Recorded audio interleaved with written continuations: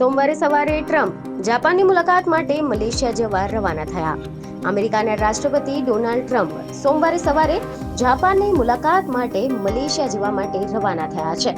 તેઓ આજે જાપાનના વડાપ્રધાન સના તાકાચી સાથે વેપાર અને રોકાણ સોદા પર ચર્ચા કરશે.